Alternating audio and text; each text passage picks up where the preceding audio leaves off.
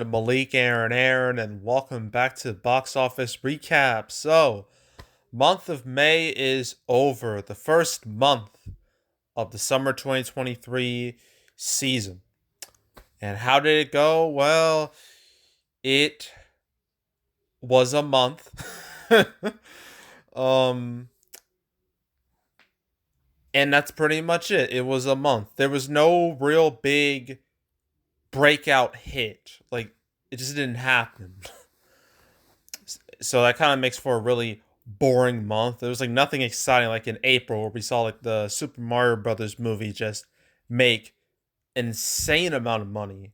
Or like in March we had like Creed 3, Scream 6, John Wick 4 all doing very very well. In May there was no real excitement. I would say like no real like box office results where I'm just like, yeah, that's awesome.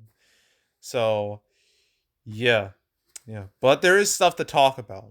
There's quite a bit to talk about. So, yeah. So, as usual, we're going to be going over, I'm going to compare my own personal predictions to what actually happened because I find that fun. So, let's get started. So, May 5th, we start with Guardians of the Galaxy Volume 3. So, what's been like a tradition for the past 2 decades at least, summer starts with a Marvel movie.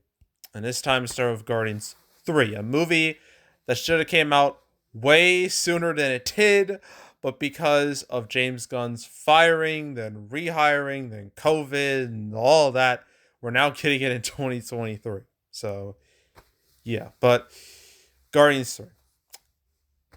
Of all the superhero movies that were coming out this year, it was like this and Across the Spider-Verse. Those were like the two I had the most confidence in when it came to box office, and not just that, but quality too. Because Guardians of the Galaxy is like Marvel's underdog franchise, like definitely. Like the first Guardians of the Galaxy movie, a lot of people thought was gonna bomb, and for justifiable reason. I mean, like at that point in 2014, no one knew who the Guardians of the Galaxy were. It was seen as a huge risk, to make a movie like that.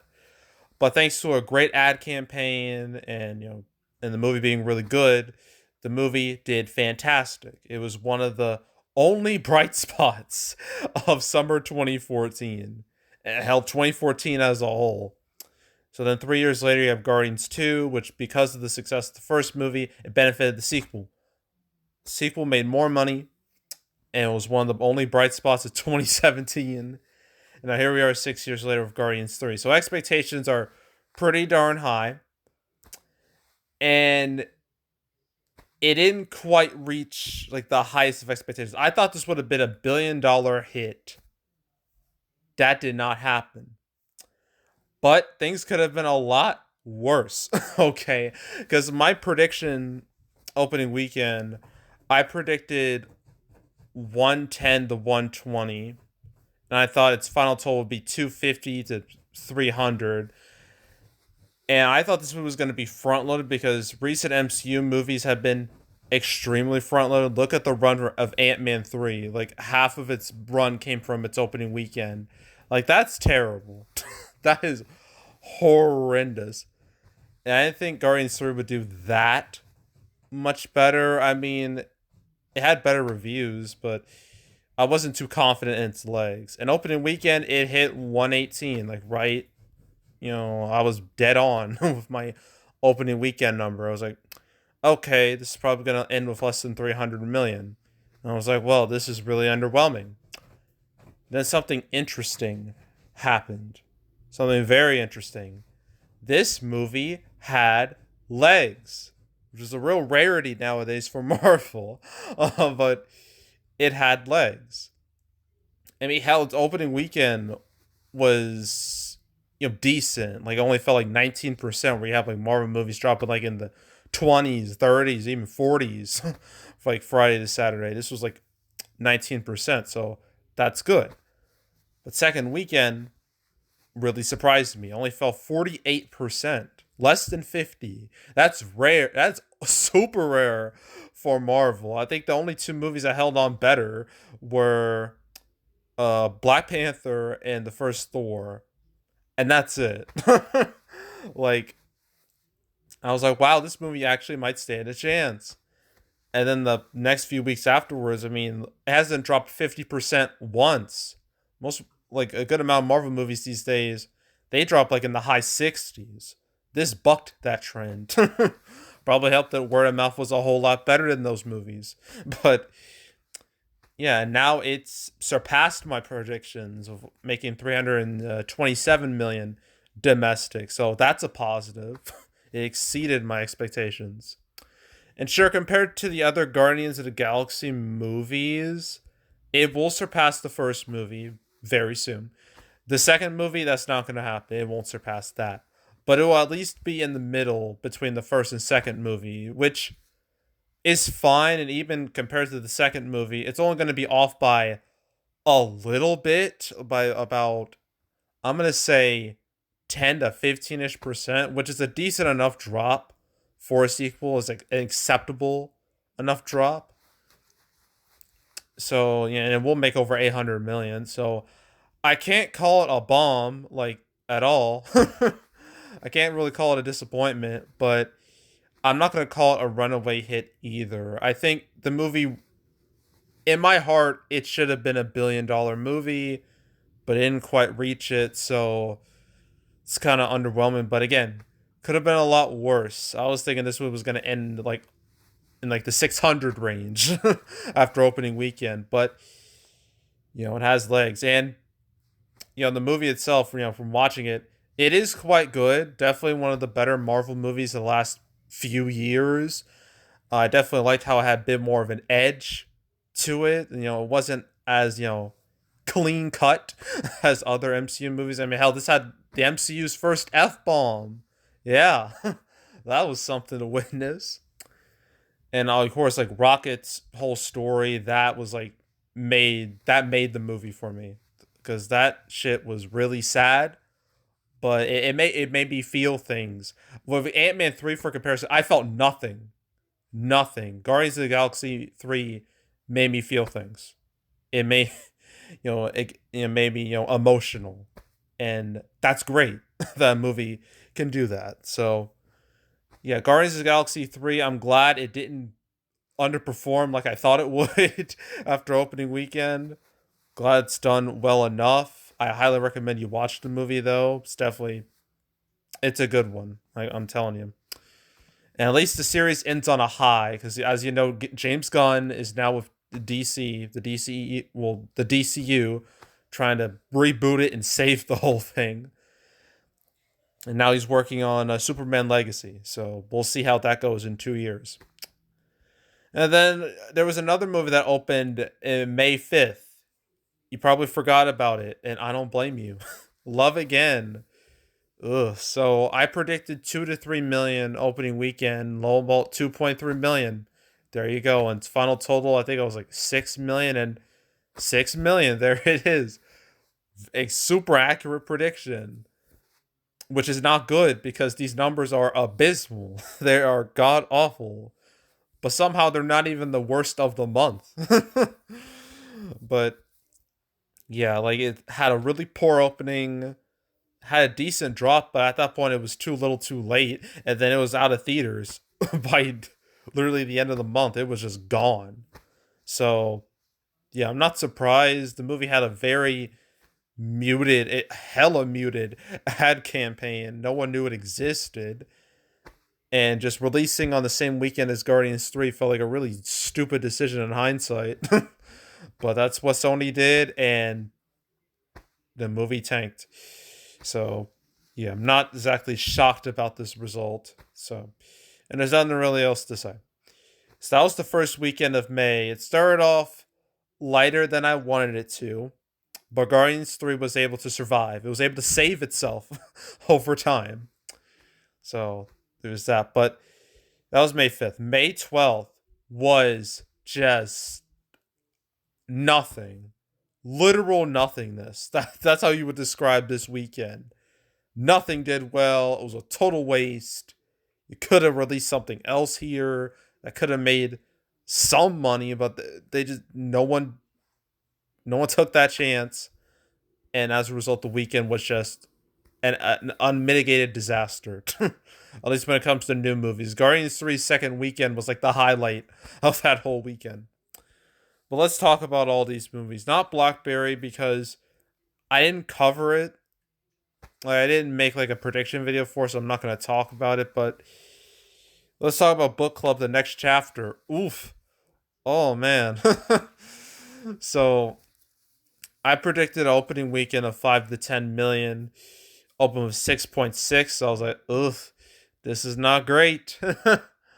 um, and then its total as of right now is 17 million. I mean, judging by its box office, yeah, it's not going to go much further than that. As you can see here, just steep declines, like 55%, 71%, 74%. It's pretty much gone from theaters right now. So yeah, so compared to the first movie, this is embarrassing. It is so embarrassing because the first movie came out 5 years ago, and that opened up against Deadpool 2 and still opened with like 13.5 million, made like 68 million domestically. This isn't even like, this is like a fourth of that. That is a horrendous drop for a sequel. So why did this happen? I'm gonna say it's because no one wanted a sequel. Like, this had, like, I don't know who out there was begging for this movie to exist. Like, I don't know who. Because just like Book Club just could have been like a standalone movie, but some studio executive out there was like, no, the story must go on. And then they made this, and then you're just like, why? And yeah, it's just done terrible, and there's really nothing to say. It did bad, and that's it. But it was still the biggest movie of that weekend, which would really tell you a lot. So yeah, so that was Book Club: The Next Chapter. Next up is Fool's Paradise. Ugh. So opening weekend, I think I said like 500,000 to a million and 2 million total. I think that's what I said. It could even reach that.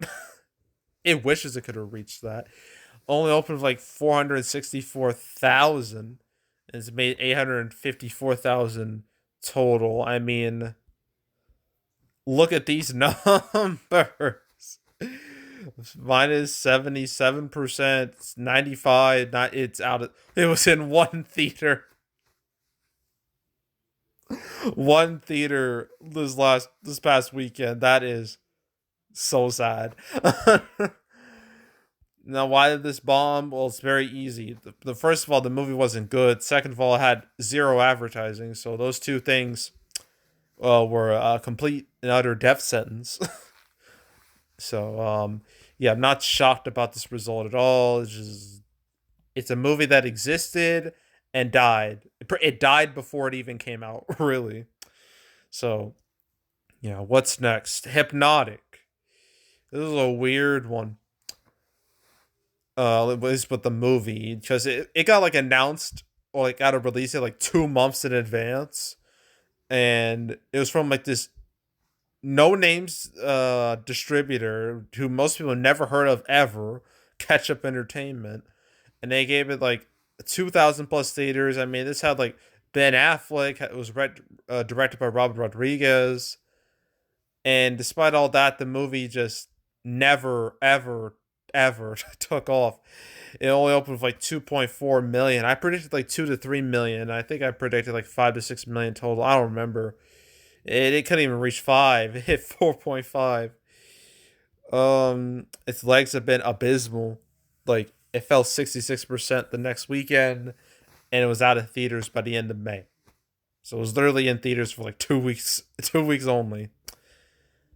Yeah, I'm not shocked. I mean, this movie did have advertising, but it was like so last minute, and like, again, it's from like a no-name distributor, and not to mention this movie was opening. It's pretty much sandwiched in between Guardians 3 and Fast X.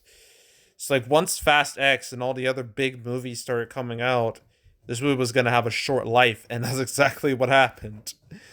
So, Yeah, I'm not shocked about this. The movie's a box office disaster. I think it cost like $70 million. Yeet. Like, wow, that is, man, that is rough to say the least. So, yeah, it's, oof. As you can see, there's a lot of negativity going on with May 12th. And that negativity continues with Rally Road Racers, a movie that also had like no marketing campaign. It just appeared. It appeared on the calendar, and I was like, okay, I guess I'm doing a prediction video for this. And I predicted like 500,000 to a million and 2 million total, just like Fool's Paradise didn't even reach 500,000, which that should be a realistic goal for any movie to reach over $500,000. If you can't do that, why even release at all? um, yeah, so it opened with 419,000. The thing is, like, when this movie opened, it had like no box office numbers. I was like, huh, that's weird. I guess it's another spinning gold situation where I'll never know the box office for this. But now I know the box office for this, and looking at it, I can see why they wanted to hide it. So it only made like 419 million, and oof, 75%, 60%. It was out of theaters real fast. Like that's like the case for like most of these May movies. Like any movie that opened pretty much at this point, any movie that wasn't Guardians 3 had a very short life. Like, it's just baffling. Like, you just wonder, why were these movies theatrical in the first place? Like, you might as well just make them streaming movies at that point. But, yeah, only made like 700,000, not million, Jesus, thousand. No, again, no marketing campaign, nothing. Just nothing. Like, of course it wasn't gonna do well. So yeah, nothing else to say. So yeah, May 12th was a weekend to erase from our memories. So just let's just move past that and move straight to better times in the form of May 19th with Fast X. So let's talk about that. So Fast X, the 10th mainline Fast and Furious movie. Technically there's 11 movies if you count Hobbs and Shaw, but whatever. This is the 10th mainline movie. And I predicted, I'm trying to remember, yes, 65 million to 75 million opening weekend. It hit 67 million, so I was correct. I was fairly accurate. And for its final total, I predicted 150 to 180, I think. I thought this movie would make about as much or maybe near the amount as F9. The thing is, F9 had to deal with the recovering uh this recovery, the overall recovery of like the box office and movie theaters after COVID just wrecked it. Like absolutely wrecked it, demolished it. Took a long time to recover. And F9 was one of the first real movies to like really, it was like one of the first few tests to see if movie going is alive. And now with Fast X, we already know movie going is very much alive. There's plenty of examples of movies that have done very well, in the past 2 years. And with Fast X, I thought it would benefit from I guess a somewhat rejuvenated marketplace. Not really, because its legs have been pretty poor, even by Fast and the Furious standards. Fell 66% the second weekend, which was Memorial Day weekend. I thought it would have had that weekend would have been a bit of a cushion, but it wasn't. It still fell by 2/3. And third weekend fell 58%, so legs are just non-existent, pretty much. I don't know if it's gonna reach 150. I think it'll fall short of that, which is not great for the franchise. Um, I believe the only movies in the franchise that have done worse were like the first three Fast and the Furious movies.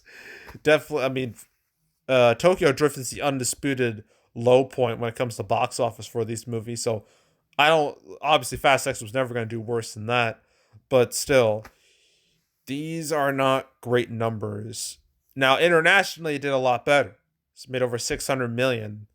Obviously, it was going to do better internationally, and that's been the case for most of the Fast and the Furious movies. Pretty much all of them past Fast Five made like a disproportionate amount of money they've made has come from the overseas market, mainly China. So I expect the international to pick up the slack, and it has. But here's the problem: this movie cost $340 million to produce. That doesn't even include marketing costs, which is probably another 100 million tacked onto that. So this movie needed to do a whole lot better to break even and make a profit. And with 600 million, it's not going to make a profit. Not at all.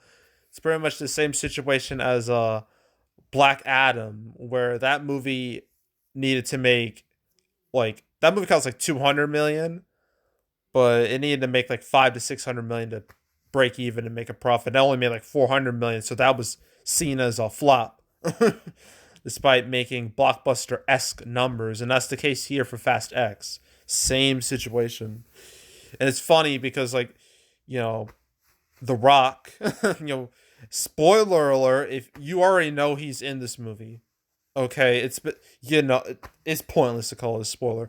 The Rock, Luke Hobbs came back as in the post credit scene for this movie, no doubt because his DC gig did not go well at all. That went up in flames with Black Adam bombing and the revelation that The Rock may have just curb stomped Shazam 2. So that bridge is burnt. So got to go back to Fast and Furious and just. And I guess like the whole feud with Vin is over. Like that feud is the reason why Luke Hobbs, like Dwayne Johnson's character, wasn't even in Fast F9. Well, primarily that's why he got his own spin-off movie with Jason Statham. So yeah, yeah. So same situation with Black Adam, where even though it's technically like its box office looks great, it looks good from a distance, but when you really look at it, it's not good at all. So yeah, I mean, at this point, I would just make Fast 11. Apparently, they announced like a Fast 12 too. I would make those and just be done with Fast and the Furious. Or if you're gonna make them cheaper. Spend less money. That way, you have a better chance of actually making a profit. So, you control your budget. Like if you're gonna make these other Fast and the Furious movies. And I did watch Fast X. It was kind of a nightmare to even try to watch it because when I tried to watch it on like Friday, I couldn't. There was like nearly like sold out screenings like or from where I'm at, like my local theater. I was like, damn, I should have watched this on Thursday. Why did I pick Friday to do this? So I had to like drive out to go see it like at 8:30 at night. Um, and I saw the movie. It was fine. Like it was basically just another Fast and the Furious movie. Like if you like Fast and the Furious, if you know what you're getting into, if you know what to expect, you'll like Fast X. If you don't like Fast and the Furious, this movie's not gonna change your mind at all. Like this movie's not gonna make you go, you know what? Maybe I should give these movies a chance. No. No. No, not at all. But someone who generally likes Fast and the Furious, at least the recent ones, past Fast Five, from Fast Five and beyond, I thought this movie was okay. Even though it ended with like the most obvious cliffhanger of all time. But the movie was stupid, dumb, fun, and that's what I want. That's what I expected. And that's what I got. But yeah, its box office could definitely be a whole lot better. Definitely. So yeah, I'm labeling Fast X as a loser. And so yeah, so that was Fast X. That was May 19th. The only movie that came out that weekend, which was so good for me, because I was so sick of covering like 2 to 3 to 4, 5, 6 movies a weekend. That kills me. So having only one movie to deal with was just That was bliss. Unfortunately, that bliss didn't last very long because May 26th, five movies, count them, five movies came out, and only one of them made like any real business.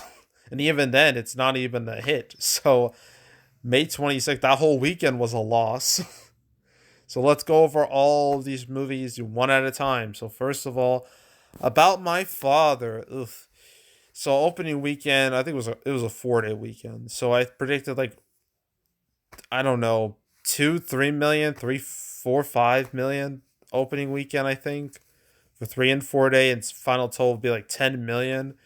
Well, it hit 4 million for the 3 day weekend, and for the 5 day 4 day weekend, 5.3, and so far it has made 9.4 million. It should reach past double digits. It should reach 10 million. I don't think it's gonna go a whole lot further than that. So yeah, ugh. I'm not shocked about this. I mean, reviews were bad. There was just no real interest in this movie at all from anyone. Like, it just kind of came out. So yeah, it released, and that's all I can really say. That's pretty much all you can say for most of the main movies, really. Like, none of them really stood a chance in the grand scheme of things, and this just happens to be one of them. So, that's About My Father. It will exceed my expectations, but won't not by a lot. And even if it does exceed my expectations, my expectations were rock bottom. So it's not exactly a compliment. So yeah, that was About My Father. Next up, Candidar. I think my prediction for that was like 2 to 3 million, the same as About My Father, I think. And it's total like 5 to 6 million. I think that's what I said. I'm not too sure. It definitely won't reach that because it only opened with like 2.3 million, and its second weekend. I gotta look it up. Second weekend, oof, 68% dip.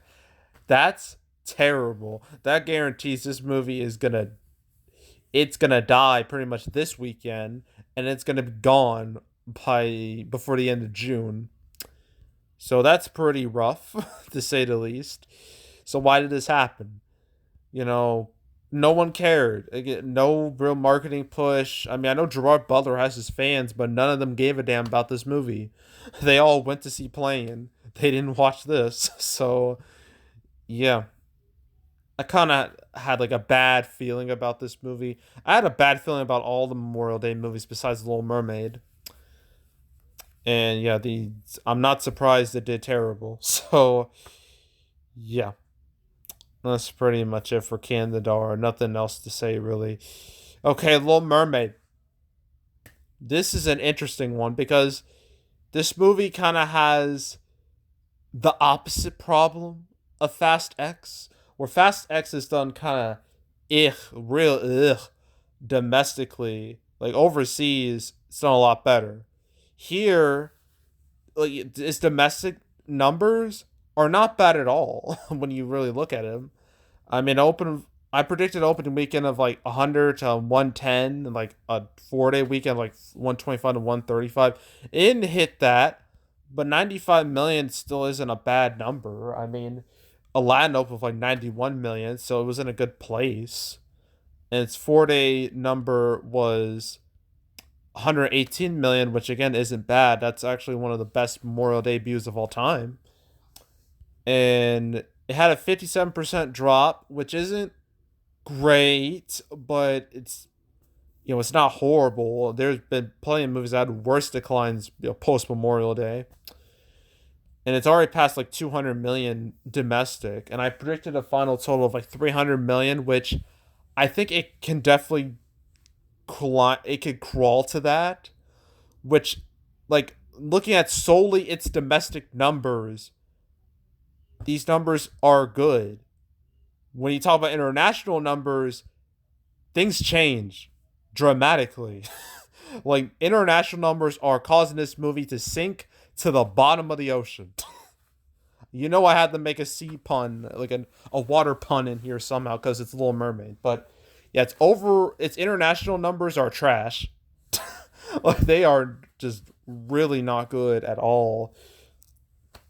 And obviously that's going to have a detrimental effect on its overall box office because this movie was very expensive. It cost $250 million, so this movie needed at least six, seven, 800 million, somewhere around that range. It needed to make like Maleficent. Like Maleficent made like over 700 million. It needed to make that much to become profitable, and Little Mermaid won't even reach. 500 million seems probably in around the 500 million range, which is not great for this movie considering the movie's budget like at all. It's definitely gonna lose money. So I guess we might as well ask, well, why did this happen? Well, if overseas numbers, I've heard a lot of reports that overseas audiences are just like a whole lot less receptive toward the movie than like domestic audience. Even at like domestically, like most people who've seen this movie, they either are just like, that was fine to this is trash. No one is looking at this movie like this is great. Not a single soul out there is saying that. And if they are, I don't believe them. Like most are saying the movie's like super, like it's very much inferior to the original. It's just another Disney remake, another soulless cash grab remake from Disney, which I absolutely expected. So yeah, and like going back to international numbers, a lot of people are saying, because of Haley Bailey, Ariel. At least this movie's Ariel, because the big controversy around this movie is that, oh my god, they made Ariel black. That was pretty much the big controversy, and apparently overseas audience didn't take very well to that. Particularly, I heard the markets that really didn't take well to, like China. Oh my god, the movie was a non-starter. Is a very nice way of putting it. Like the movie made $0 in China. It did made nothing there. Like it's like that market in like South Korea, like they weren't receptive to the movie either. I don't know. I mean, that's just what I've been hearing. It's probably because I mean, I don't know. That's just what I've been hearing from like sources. Apparently, IMDb had like changed their ratings because of all this. It's all just a bunch of hoopla to me. I think the main thing that kind of sunk this movie is, you know, I guess definitely there's like the Disney fatigue of like these remakes, and nobody wants these remakes. Like people are just tired of these remakes. They made so many, and literally like 99% of them are inferior to their original. This is another one. People are just like so done with these things. I'm definitely over these things. Like I don't want to see any more. I mean, the fact that they're gonna remake Moana in live action, like, no, stop it. If that doesn't scream creatively bankrupt, I don't know what does. So I don't know if this movie is gonna slow down these remakes. I don't know. I mean, eventually, like Disney's gonna run out of remakes, but I feel like what I think they're gonna do when they run out of remakes. You remake the remakes. That's what they're gonna do. I'm calling it now. That's what they're gonna do. That's what's gonna happen. Okay. And when they announce a remake of Alice in Wonderland, which already had a remake in 2010. When they announced that, I'm gonna say I called it. I will call it. I'll be like, "Yep, I knew it. That I knew they would do this." So yeah, Little Mermaid overall domestic total not bad, overseas total terrible, and as a result, the movie's gonna be a bomb. So yeah, um, that's really it for Little Mermaid. And then I got two more movies. I got The Machine here from Bert Kirchner. I might as well mention something. When I made my prediction video for this movie, I was hella tired. I was dead. I was just no energy. I was struggling. So I yawned a lot, and I might as well just sorry about that. I was very tired. It was like a deadly combination of I was tired and I did not care about this movie one bit. So again, sorry about that. I try not to yawn. Okay, I really try not to, but I just couldn't help it. Um, but yeah, the machine. My predictions for this movie were admittedly like way too high, and I was even thinking straight. I was just throwing out numbers, honestly. I predicted like 7 to 6, 7 million 3 day weekend, like 8 to 9 4 day weekend. Final total would be like 15 to 20 million. Ooh, that 15 to 20 million. That is that is not gonna happen. It opened with like 5 million opening weekend, and when I looked at its opening weekend numbers, particularly its Friday, Saturday, Sunday numbers, seeing that 34% drop Friday to Saturday really just told me this movie's not gonna have a long life at all. It's gonna be front loaded as hell. And I was right because it fell 66% the next weekend. So mm, it will crawl past 10 million, but that's as far as it's gonna go. I'm not shocked about this. I mean, like, this movie really only appealed to like Burt Kirchner fans, and that's it. It's not exactly a broad market. Um, so not exactly like a broad demographic. So yeah. Obviously they were all gonna watch the movie like day one, and then they would just like just drop it. It's pretty much how anime movies work. So yeah, I'm not entirely shocked. This movie is done poorly. It might do a lot better when it hits streaming. Imagine it'll have a better, more people watch it there, definitely. But yeah, theatrically, it's a dud. It's an absolute dud. Sony should be very, very, very, very, very thankful they have Across the Spider Verse, which is doing amazing. It's doing fantastic. Like that, like they after like I think this was like Spider Verse was like their first real hit of 2023. I mean, they had some okayish performers like um what is it? A Man Called Otto and Missing. Those did fine.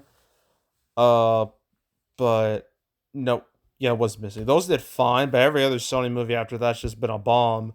And then May, you had Love Again and The Machine, both flops. So yeah, Across the Spider Verse is a massive turnaround for them. So yeah, but The Machine, it's a bomb. And finally, we have You Hurt My Feelings. I predicted like 1 million to 1.5 million for like its 3 day and 4 day. Its final total like 3 to 5 million. It's hit 3 million and hit like 1.3 million opening weekend, so I was right. It only fell like 45%, which is definitely the best drop out of all the Memorial Day movies. But I was expecting like high numbers from this. It just didn't scream. Like, I mean, it was very low, kind of a low key release, opening only like 900 theaters. But compared to my expectations, it's gonna live up to them. So that's good. It's positive, I guess. I imagine this movie is gonna do a lot better once it hits like streaming and like in PVOD and all and on demand and all that. It'll do better there than it will in the movie theaters. So yeah, and that's it for May. Yeah, out of all these movies, the only one I can really call a winner is Guardians 3, and even then, it's not exactly an overwhelming winner. So, yeah, May got off to a meh start. I mean, like some of the weekends, like compared to like the same weekends in 2022, were actually a lot better because there was better scheduling. Like for like in 2022, you had Doctor Strange 2, and you got a 2 week gap of nothing, and then Top Gun Maverick. Like this May, you had Guardians 3, a week of nothing, Fast X, Little Mermaid. That looks a lot better than what happened in 2022. There's more blockbuster esque movies coming out. That only helps summer. That only helps the overall box office. So I mean that's good. That's a positive. Yeah, overall May It's pretty lackluster. Now, when it comes to June, the good news is it started off with a bang. Let me tell you, Across the Spider Verse just that is done fantastic. That's been the shot in the arm Summer really needed. Like that nice surprise success Summer needed. But unfortunately, I feel like June has already peaked with Across the Spider Verse because the rest of June doesn't look as strong as Across the Spider Verse. I mean, you got Transformers: Rise of the Beast. I don't think that's going to do all that well. The Flash. I don't know about that one. There's high expectations for that, but I don't think it's going to reach them. Elemental seems like it's going to be a flop. Um, Indiana Jones 5, I see that being a flop too. So, yeah, June is going to start strong, but it's going to slowly die as the month goes on. So, that's sad. But at least I'll have something really positive to talk about when I make that recap video, right? So, yeah, so that's like June. But anywho, yeah, that's it. That's all. Make sure to subscribe, like this video, leave a comment, turn on notifications, share the whole drill. Want to check out more videos like this? Got playlists on the homepage. All previous recap videos I made on the channel. You know, want to watch any of them? Go right ahead. You want to watch a June recap? The June recap will likely come out the first real week of July. So probably around the same time Dead Reckoning Part 1 comes out, that's when I'll do my June recap video. So stay tuned for that. But if you want to watch any of the past recap videos I made on the channel, you can go right ahead. There's also the canceled series where I go over all the movies that were supposed to come out but didn't. I know I've covered several of these movies. I've covered Guardians 3 once. I covered Love Again. I covered Book Club The Next Chapter. Rally Road Racers. I covered Knights of the Zodiac. I thought that was going to be a wide release and it wasn't. So, um, yeah, might as well mention that. Covered Fast X. I covered Candidar, Little Mermaid. I don't believe I covered The Machine. No, I did. I did cover The Machine. I covered all those movies. So, want to watch any cancel episodes I made about them? You can find them. Go right ahead. You want to watch all those episodes from beginning to now? I highly encourage you to do that. So go right ahead. And when it comes to box office predictions, this weekend I have Transformers: Rise of the Beast to cover, and that's it. And as I said previously, I don't think this movie's gonna do very well. Like things are not looking good at all. So yeah, but there will be quite a bit to talk about regarding that. So stay tuned for that video. If you want to watch any of the past prediction videos I made on the channel, go right ahead. And yeah, that's it. That's all. I am out. Goodbye.